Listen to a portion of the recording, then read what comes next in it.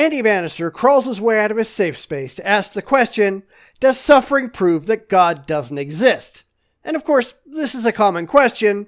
It's one that the problem of evil seeks to address. But why do I think that Mr. Bannister is going to completely miss the point that atheists are trying to make? In fact, I'd probably be surprised if he didn't miss it. That's how little I think of religious apologists. But anyway, let's take a look at suffering and find out how he's going to dance around this one. Does the existence of suffering and injustice and evil, does that demonstrate that there is no God? It depends on what God you're talking about. For many of them, no. It has nothing at all to say about the existence of those gods because the followers of those gods don't pretend that their deities are omnibenevolent or omnipotent. Now your God, Andy, yes, it does prove that your God can't possibly exist because of the way you've constructed your imaginary friend. I know many people, when they open the newspapers or turn on the television news and they see some terrible example of suffering, I mean, this week it's Aleppo, next week it's Somalia, next week after that will be somewhere else. Does the existence of suffering prove there is no God? Again, I don't think it says a thing about, say, the Mayan gods. It doesn't say a thing about the Greek gods. It says nothing about most of the Hindu gods. Christianity and Islam, though, those two are in serious trouble. Well, I want you to notice something. The moment that we look at some situation in the world and say that ought not to be allowed, that ought not be the case, that very ought that we smuggle into that value judgment is a problem if there is no God. No, because we're saying that, in our personal opinion, that shouldn't be permitted to happen. And in fact, if there's a God, that God ought to step in and stop it. And this is especially problematic for, say, your God, Andy, who's supposed to have created the universe from nothing and is supposed to be all-powerful and all good. So how are you ever going to justify this? When I look at the scenes coming out of Aleppo as I film this video, and I say that ought not to be allowed, I'm implying that there's a way the world ought to be, and this isn't it. Yes, it's called personal preference. You're making a value judgment. That value judgment has nothing at all to do with your imaginary friend. It has to do with your empathy. It has to do with your humanity. Unfortunately, your beliefs have nothing to do with, sanity. Isn't that interesting? Because if we live in a godless universe where everything is just atoms and particles knocking together, well, there is no ought. There simply is. You're an idiot. You just are. Because, of course, there is an ought. It's called personal opinion. We can all look at the world and decide, either for ourselves or as a group, how we'd like the world to be. And, of course, we have no ability to change how it is to how we like it to be. But you know who supposedly does? Your God. Why is your God such a dick? And that ought that we've used there, that value judgment, is entirely invalid. How is it invalid? It's expressing a preference. Andy, you're out of your mind. Now that's certainly a philosophical approach to the question of suffering, but here's the interesting thing. The more I've reflected on this question over the years, the more I've come to appreciate that what most of us want when it comes to suffering and injustice are not words. We don't just want a clever answer, we want something done about suffering and injustice. Yes, which is why there are so many charities out there, so many people who try to go out and make a real difference in the world. Unlike you, who just makes YouTube videos about your imaginary friend, there are people, both religious and non-religious, who actually try to change the world.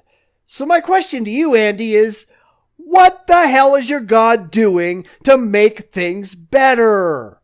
What has your God demonstrably done to improve things?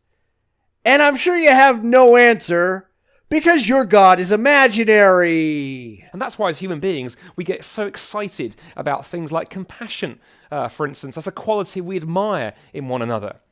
But think about the word compassion for a moment. Have you ever noticed what it means, how it's put together? The word compassion is two Latin words, com, that means with, and passion, that means suffer. And compassion basically means to suffer alongside. And that's actually the difference between suffering and empathy. Which is why, at least in my opinion, compassion or empathy, they're not nearly as important as action. Feeling sorry for someone doesn't actually change their situation. Only acting to change the situation does. But I'll come back to that in a minute. If I'm walking down the street and I see a homeless person sleeping in a shop doorway on a rainy, cold night, and I look at them and I go, oh, homelessness is wrong. In fact, I turn to the other crowds on the street and I go, homelessness is wrong. And then I walk on by and I've done nothing. Or maybe I've been empathic, maybe I've made a political point, but I haven't been compassionate because I haven't done anything. And that is a good point. But here's the thing. You get lots of Christians who think that by getting on their knees and talking to their imaginary father figure in the sky, that they've actually done something useful, when in reality, they're just wasting their time. They aren't actually solving any problems. They're just passing the buck. They're not really helping anyone. They're asking an imaginary friend to go do it for them. And that never actually accomplishes anything. Or perhaps you're a student walking across university campus. You see one student being racially abused by a gang of 6 bullies, and you call out to everyone else in the plaza, racism is wrong. Well, you haven't been compassionate. You haven't done anything. You've been a moralizer.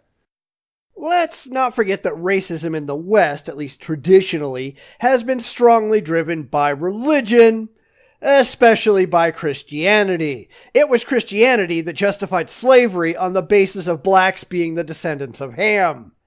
But don't let that little bit of reality get in the way of your mindless moralizing. How would you be compassionate? Well, the homeless person, despite the fact it wrecks your plans for the evening, you take that person out, you buy them a meal, you find them a bed for the night, maybe you even invite them back to sleep in your spare room in your flat because you can't find anything else. Now you've been compassionate because it's cost you. Great. So my question is, what does any of this have to do with God? Because beyond your little intro, you haven't mentioned God at all. Are you trying to run around with the goalposts again, Andy? Or you see the student being racially abused, and you don't just call out racism is wrong, you run across, you wade in, you separate the bullies from the victim, even though you may get 7 kinds of hell kicked out of you, because there's more of them than there are of you. Now you've been compassionate, because it has cost you. You have suffered alongside. And where is God in this equation? How did God have anything to do with that student's suffering, other than the very real possibility that the people abusing him are probably Christian? Are we getting anywhere close to a point here? Well, we recognize that in human beings, that to respond to suffering, you can't just use words, you have to do something. So what about God and suffering? Well, that raises the screaming question, doesn't it? What has God done about suffering? Hey, that's a great question. I bet you don't have an answer. I bet you're just going to make excuses. If God simply sat up there in heaven and went, yeah, suffering and injustice is wrong, but stayed in heaven and did nothing, he would not be compassionate. Yet, that's exactly what your imaginary friend supposedly does every single day. And I know you're going to throw out the whole Jesus card, but that doesn't actually solve anything. Because every single infant that's born with cancer, every single innocent child that has botfly maggots boring into their eyes, these are all things that God supposedly has the power to stop, yet does absolutely nothing. Explain that for us, Andy. Don't make excuses. Explain why your God does not act. But that is not the God of the Bible. The God of the Bible steps into history in the person of Jesus Christ. He gets his feet dusty with the dirt of the world and his hands bloody with the nails of the world. Because Jesus goes to the cross and pays with his life and pays with his blood to deal once and for all with the problem of suffering and injustice and evil. And therefore, there's been no suffering at all for the past 2,000 years. Oh, wait. Especially the problem of evil and injustice in ourselves, that is where so much of the suffering and injustice in the world flows from. That's utter nonsense. In fact, I think you can make the case that belief in this imaginary man god of yours has caused a lot more suffering in the world than it's ever solved. And I love how he focuses on the imaginary sins, not the demonstrable suffering that goes on in the world every single day. Suffering that his God can supposedly fix with no effort at all, yet does absolutely nothing. Why are we supposed to believe in this ridiculous tyrant of yours again, Andy? The God of the Bible has not just spoken about suffering and injustice, he has done something. That is a unique answer in the Christian faith. It's just a complete bullshit answer. Your God hasn't actually done a damn thing. You just want to wave your arms around and pretend that he has so you feel better about your silly beliefs. And that's exactly what I was expecting, and certainly wasn't disappointed any more than Andy Bannister has ever disappointed me as a decent human being. It's all spin, no substance. What do you expect? And if you are disturbed, like I am, by much that's going on in our world right now, rather than run away from God, I suggest you run to him. Why? What's God going to do? You already admit that he's doing jack all right now. If you're disturbed by all of the suffering in the world, you need to take a big step back and ask yourself why your supposed all-good and all-powerful God isn't stopping it from happening. Why is your God permitting suffering? Stop making excuses. Stop trying to spin it to your advantage. Ask yourself why. And if you keep believing in this ridiculous farce, you got bigger problems than I thought. Because only in him and only in Jesus is there the beginning, and far more than a beginning, to the answer of the biggest problem that faces all of us as human beings. Suffering finds its ultimate answer. And the ultimate answer is your imaginary friend isn't real. You'll just never admit it. And this is exactly why the problem of evil is so convincing to so many people, because it shines a bright light on the absurdity that is Christian apologetics. Nowhere in this video did Andy even address the question that he posed, that suffering proves that there is no God.